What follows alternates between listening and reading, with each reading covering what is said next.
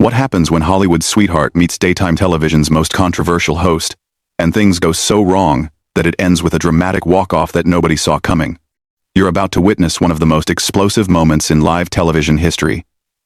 Make sure to subscribe and drop a comment below, because this story will leave you absolutely speechless. The morning started like any other at the View Studios in New York. Sandra Bullock had arrived early for what was supposed to be a light-hearted promotional interview for her latest film. She sat in the green room, sipping coffee and reviewing her talking points with her publicist, completely unaware that she was about to become part of television history. "Sandra, we're so excited to have you here," Whoopi Goldberg said, as the cameras began rolling. "Your new movie sounds incredible. Tell us about it." Sandra smiled warmly, her natural charm immediately filling the studio. "Thank you for having me, Whoopi. This film has been such a passion project. It's about second chances, about how we can reinvent ourselves even when life throws us the most unexpected curveballs." "That sounds beautiful," Sarah Haynes chimed in. "What drew you to this particular story?" "Well, I think we all go through moments where we feel like we've hit rock bottom," Sandra explained, her voice carrying genuine emotion. "This character reminded me that it's never too late to change your path, to choose kindness over bitterness, to build bridges instead of burning them." The conversation was flowing naturally, the audience clearly captivated by Sandra's authenticity. But Joy Behar had been unusually quiet, her eyes narrowing as she listened to Sandra's responses. Something about the actress's words seemed to irritate her, though the reason wasn't immediately clear to viewers. "Speaking of building bridges," Joy finally interjected, her tone already carrying an edge that made everyone at the table tense up slightly. "I have to ask about your recent comments regarding the entertainment industry. Some people might say you're being a bit naive about how Hollywood really works." Sandra's smile faltered for just a moment, caught off guard by the sudden shift in tone. "I'm not sure what you're referring to, Joy. Could you be more specific?" "Oh, come on," Joy pressed, leaning forward with a smirk that didn't reach her eyes. "The whole everyone can change narrative. It's very sweet, very idealistic. But don't you think some people are just fundamentally selfish? Some people never change because they don't want to change?" The studio fell silent. Whoopi shifted uncomfortably in her seat, clearly sensing that Joy was going somewhere with this that had nothing to do with Sandra's movie. The audience picked up on the tension too, the earlier warm atmosphere now replaced with an uncomfortable electricity. "I believe in the capacity for growth," Sandra replied carefully, maintaining her composure despite the obvious hostility. "I think when people are given the chance to reflect and learn from their mistakes, most choose to do better." "Most," Joy repeated with a bitter laugh. "But not all. Some people just double down on their worst instincts. They hide behind their success and pretend they're victims, when really they're the ones causing all the problems." Now everyone at the table was looking at Joy with concern. This wasn't typical interview behavior, even for The View's famously confrontational format. Something personal was driving this attack, and Sandra was clearly trying to figure out what she had stumbled into. "Joy," Whoopi attempted to intervene, "maybe we should talk about Sandra's upcoming projects."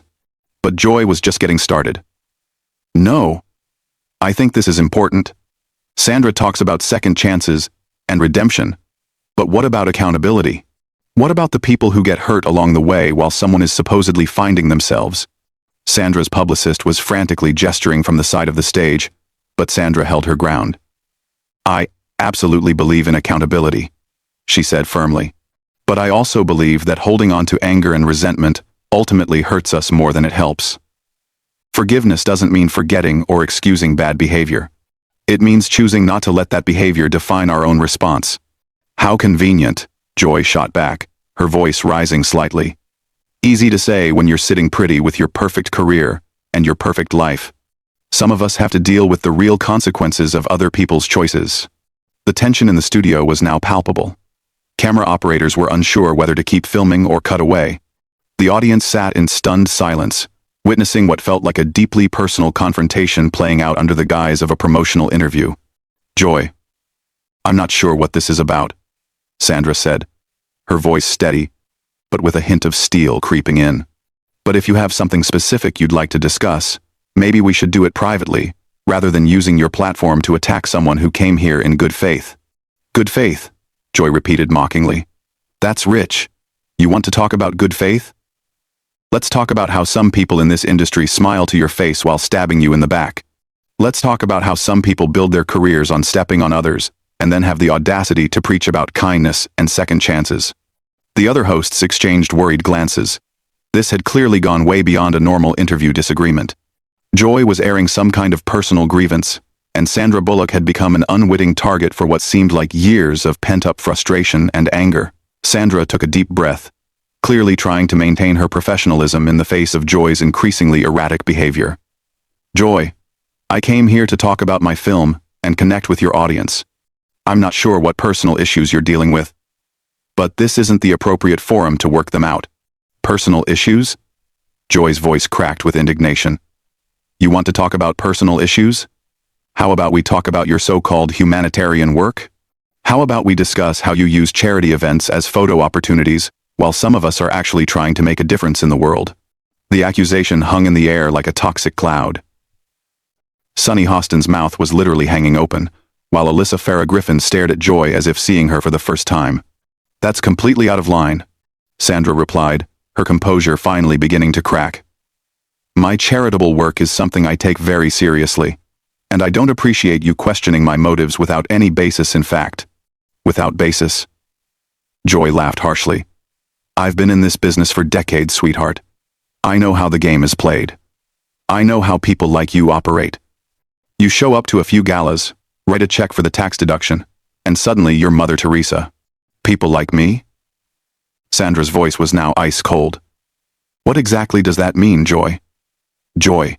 It means people who think they're better than everyone else, Joy snapped. People who waltz around acting like they're above the fray while the rest of us are down here fighting in the trenches. You sit there talking about forgiveness and second chances like you're some kind of guru.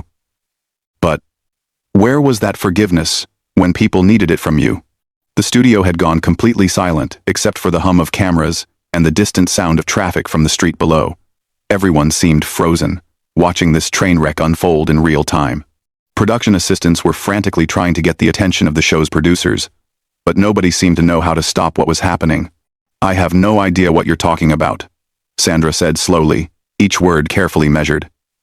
But I think you need to explain yourself or apologize for these baseless accusations. Apologize? Joy's voice rose to nearly a shout. You want me to apologize? That's perfect. That's exactly the kind of entitled attitude I'm talking about. You come on my show, you sit at my table, and you expect me to just smile and nod while you promote your little feel-good movie about redemption? It's not your show, Joy, Whoopi finally interjected, her voice carrying the authority of the show's moderator. And Sandra is our guest. You need to dial it back right now. But Joy was beyond listening to reason. Something had snapped, some internal dam had burst, and years of resentment were flooding out all at once. Don't tell me what to do. Whoopi. I've been carrying this show for years, while everyone else gets the credit. I'm the one who asks the tough questions. I'm the one who's not afraid to call out hypocrisy when I see it. What hypocrisy? Sandra demanded, her own anger now clearly visible. What exactly are you accusing me of? Because if you have something to say, then say it clearly, instead of hiding behind these vague insinuations. Joy stood up abruptly, her chair rolling backward with the force of the movement. The action was so sudden that it caused a collective gasp from the audience. You want me to be clear? Fine. I'll be crystal clear. I'm tired of watching people like you get praised for doing the bare minimum, while people like me get criticized for telling the truth. I'm tired of this fake niceness, this manufactured sweetness that covers up the fact that Hollywood is still the same cutthroat business it's always been. Sit down, Joy, Sarah Haynes pleaded, her voice barely above a whisper. No, Joy said firmly, pointing an accusatory finger at Sandra. I'm tired of pretending. I'm tired of smiling and playing nice while people who don't deserve it get elevated to saint status. You want to talk about your movie? Let's talk about how you probably stepped on a dozen other actresses to get that role. Let's talk about how you've benefited from a system that rewards people for looking a certain way and saying the right things. Sandra stood up as well now, her patience finally exhausted. I don't know what your problem is, but I won't sit here and let you attack my character based on whatever personal demons you're dealing with. This is completely unprofessional and frankly embarrassing for everyone involved. Embarrassing? Joy repeated, her voice dripping with sarcasm. You think I'm embarrassing? That's hilarious coming from someone who built her career on playing the girl next door while probably being anything but behind closed doors. The accusation was so personal and so completely unfounded that it left everyone stunned. Even Joy seemed to realize she had crossed a line that couldn't be uncrossed. But instead of backing down, she doubled down, her face flushed with anger and something that looked almost like desperation. You know what the real problem is? Joy continued, her voice shaking now. The real problem is that people like you get to coast through life being celebrated for your supposed goodness, while people like me get labeled as difficult for speaking the truth.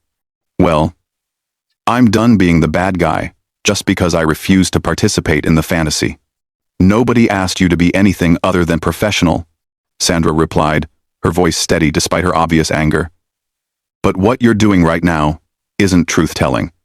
It's just cruelty, disguised as honesty. The words hit Joy like a physical blow. Her face contorted with rage, and for a moment, it looked like she might actually lunge across the table at Sandra. The security guards positioned around the studio shifted nervously, unsure whether they needed to intervene. Cruelty disguised as honesty? Joy's voice was now trembling with fury. You want to see cruelty? Cruelty is watching people get ahead in this business, not because of their talent, but because they know how to play the game. Cruelty is watching the system reward fake humility while punishing authentic voices. Sandra shook her head in disbelief. Joy, you don't even know me. You're attacking someone based on assumptions and projecting whatever anger you're carrying onto a complete stranger. That's not authentic. That's just sad. The word sad seemed to break something fundamental in Joy. Her face went white, then flushed red, and her hands began to shake visibly. Sad? She repeated, her voice now barely controlled. You think I'm sad? I've been in this business since before you were even relevant. I've earned my place here through decades of hard work, not through playing some sweet little character that audiences fall in love with. Nobody's questioning your place here. Whoopi tried to interject again, but Joy was completely beyond reason now. Yes, they are, Joy shouted, spinning around to face her co-hosts. Everyone questions my place here. Every review, every article, every stupid social media post. I'm always the one who's too harsh, too difficult, too much. Well, you know what? Maybe I am too much for this sanitized version of television where we're all supposed to pretend everything is wonderful. Sandra watched this meltdown with a mixture of concern and bewilderment. Joy, this isn't about television or the industry. This sounds like you're dealing with something much deeper than anything happening here today. Don't psychoanalyze me, Joy snapped, whirling back to face Sandra. You don't get to sit there in your perfect little bubble and tell me what my problems are. You don't know what it's like to fight for every opportunity, to claw your way up in a world that wants you to shut up and smile. Actually, I do know what that's like, Sandra replied quietly. Every woman in this industry knows what that's like. But taking out your frustrations on other women isn't fighting the system. It's just perpetuating it. The observation hit Joy like a slap in the face. For a moment, her anger seemed to waver, replaced by something that looked almost like recognition. But instead of backing down, she seemed to sink deeper into her fury, as if acknowledging the truth of Sandra's words would be too painful to bear. You think you're so wise, Joy said, her voice now dripping with venom. You think you have all the answers because you've managed to stay popular and relevant. Well, let me tell you something about staying relevant in this business. Sometimes it means being willing to be the villain. Sometimes it means saying the things other people are too scared to say. And sometimes, Sandra replied with devastating calm, it just means being needlessly cruel to people who don't deserve it. That was the final straw. Joy's face contorted with pure rage, and she grabbed her microphone pack and yanked it off with such force that the wire snapped. You know what? I'm done. I'm done with this show. I'm done with pretending to care about the opinions of people who wouldn't last 5 minutes in the real world. And I'm especially done with being lectured by someone whose biggest challenge is deciding which charity gala to attend. The studio erupted in chaos. Producers were frantically trying to decide whether to cut to commercial, audience members were gasping and murmuring, and the other hosts sat in stunned silence as Joy continued her tirade. I quit, Joy announced, her voice carrying across the entire studio.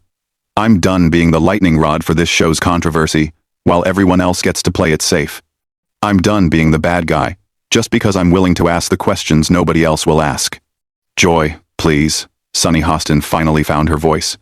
Just sit down, and let's work this out. You're having a moment. But we can fix this. A moment? Joy laughed bitterly. This isn't a moment. This is years of frustration finally coming to the surface. I've spent decades watching this industry reward mediocrity while punishing honesty, and I'm not going to pretend anymore that it's okay. Sandra stood up slowly, her dignity intact despite the chaos swirling around her. Joy, I genuinely hope you get the help you need.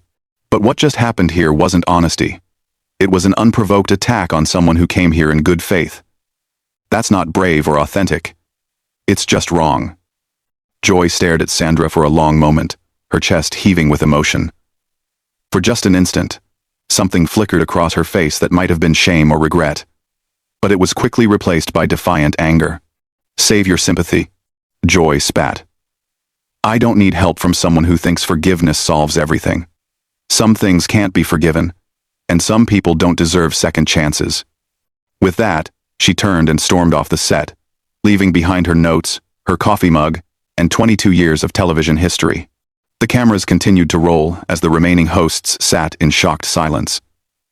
The audience unsure whether to applaud or remain quiet. Sandra slowly sat back down, visibly shaken but maintaining her composure. I'm sorry your audience had to witness that, she said quietly to Whoopi. That was clearly about something much bigger than anything I said or did here today. Whoopi nodded slowly, still processing what had just happened. Sandra, on behalf of the show, I apologize. That was completely unacceptable, and you handled it with more grace than anyone should have to. The studio remained eerily quiet as producers finally made the decision to cut to commercial, ending one of the most explosive moments in daytime television history.